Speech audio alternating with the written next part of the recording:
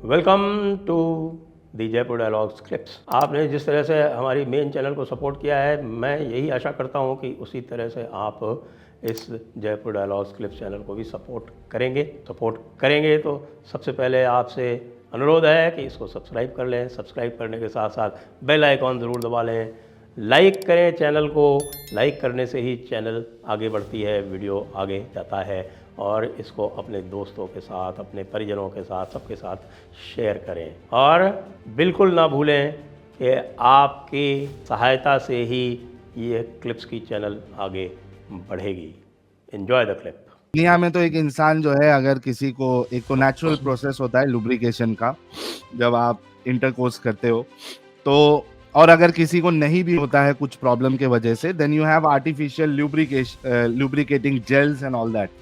मुझे ऐसा लगता है, और कोई कोई थूक का भी इस्तेमाल कर लेता है, तो मुझे ऐसा लगता है कि जन्नत में तो अल्लाह ने शहद की नहरें रखी है, दूध की नहरें रखी है, तो वहां पे लुब्रिकेशन के लिए मेरे ख्याल से वही वो शहद की नहरों में एक डुबकी लगाएगा और उसके बाद फिर आके जो है वो ये मामला करेगा, ताकि वो लुब्रिकेशन भी हो जाए। और एक फैंटेसी अगर किसी की होगी शायद के अंदर हरी डुबकी लगाने लगाने की के बाद नहीं तो फिर एक बात बताओ साहिल भाई कि वो शहद की नदी में नहा के बाहर निकलेगा, अब उसका घर भी तो 70 मील लंबा है, तो चलते चलते सूख जाएगा तो सारे का सारा। और मुझे लगता है उसको पूरा डुबकी लगाने की जरूरत भी नहीं पड़ेगी, क्योंकि अगर हम रेशियो अगर देखें, जैसे कि हमारे मौलाना तारिक जमील साहब और कई लोगों ने कहा है 130 फीट की हूर होगी और 132 दो कम नहीं कर सकते आप। अरे सॉरी, माय बैड, 132 फीट की जो हूर होगी, तो जो मर्द हजरात है उनको भी उनके साइज का बना दिया जाएगा। मतलब ऐसा लगेगा कि वो दो पहाड़ या दो बड़े बड़े जो इमारत है वो आपस में मिल रहे हैं। तो आप सोचिए कि अगर इंसान ही इतना लंबा होगा तो उसका जो सामान मुबारक है वो कितना लंबा होगा, तो वो खाली डुबकी जो है सामान मुबारक को लगाएगा और उसके बाद वो सारा काम करेगा।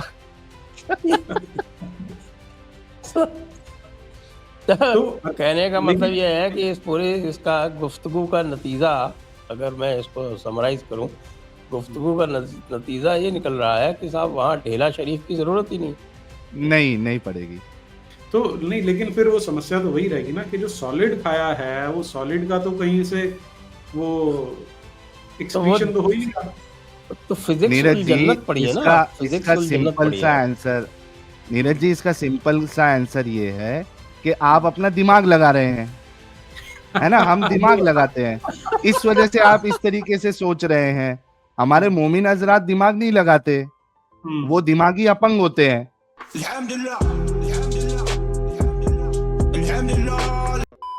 अगर वो इतना सोच लेते तो आज मोमिन क्यों होते हो, वो बाहर निकल जाते। तो इस पूरा जो आप जितने सवाल कर रहे हैं उसका आंसर ही यही है कि आप दिमाग से सोच रहे हैं और वो दिमाग नहीं लगाते।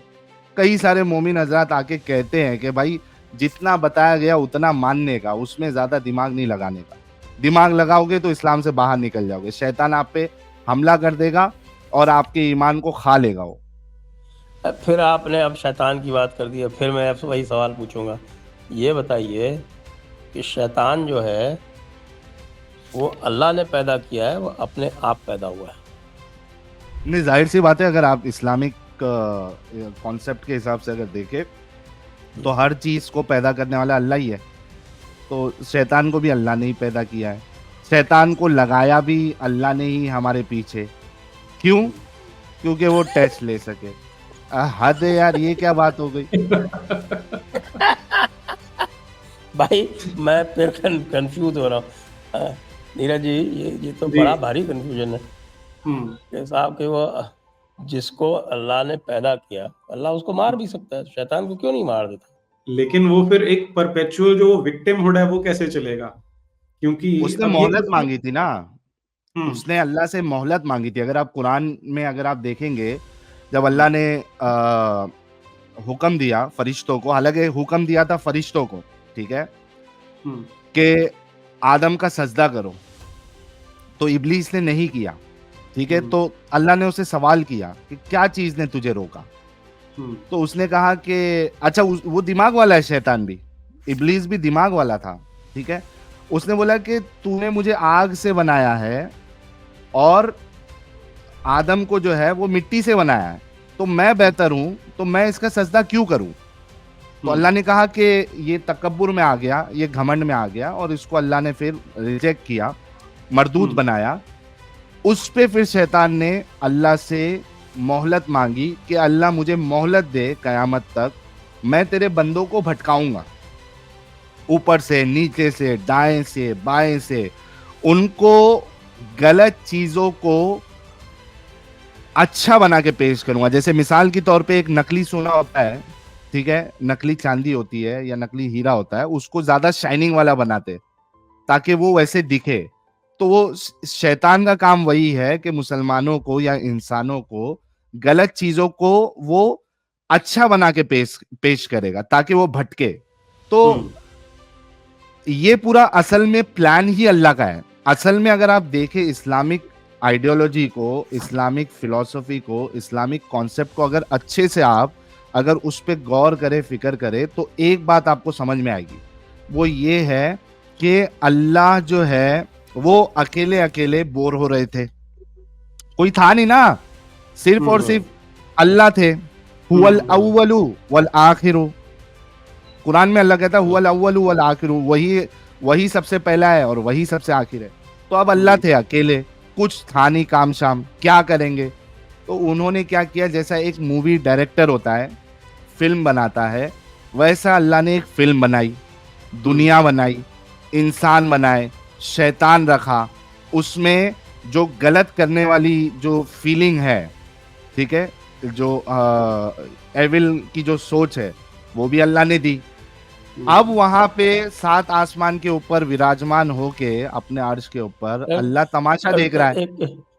आपको टोकूंगा 1 मिनट, ये बताइए कि साहब कि ये हमारे जो बड़े आलिम हुए हैं अल गजाली साहब, तो अल गजाली साहब फरमाते हैं कि ये जो आप कोई भी काम जो है वो बिना अल्लाह की मर्जी के नहीं कर सकते, बल्कि जो भी आप काम करते हैं, अगर आप उंगली भी हिलाते हैं या पेन भी पकड़ते हैं, पेन से कुछ लिखते भी हैं, तो ये सारा काम आपसे अल्लाह ही करवाता है।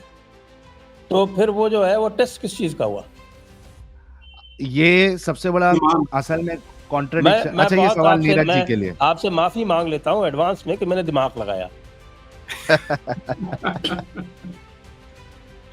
अच्छा, पहले नीरज जी, मेरे ख्याल से मैं ही बोलते जा रहा हूँ, नीरज जी को बोलने दीजिए, फिर मैं छोटा सा पूरा, कोई बात नहीं, पूरा कर लीजिए उसे जी।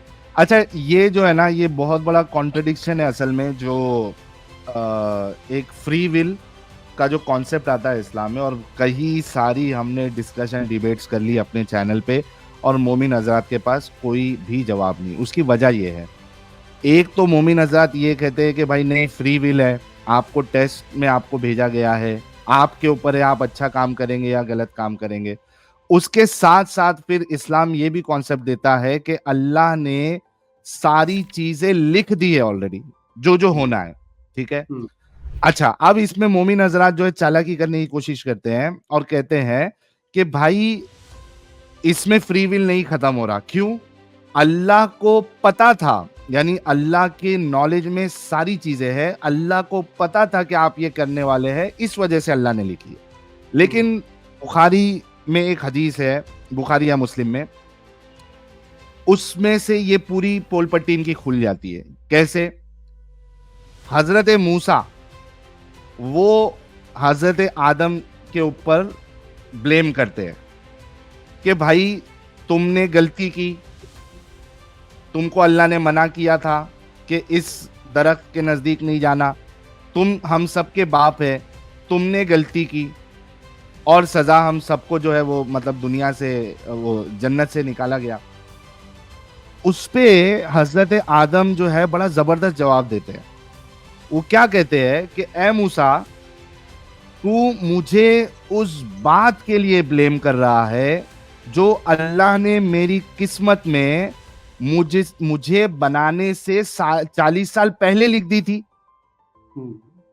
देखिए बहुत गौर करने वाली बात है। हम्म, क्या कहा हजरत आदम ने कि तू मुझे ब्लेम कर रहा है कि मैंने गलत काम किया।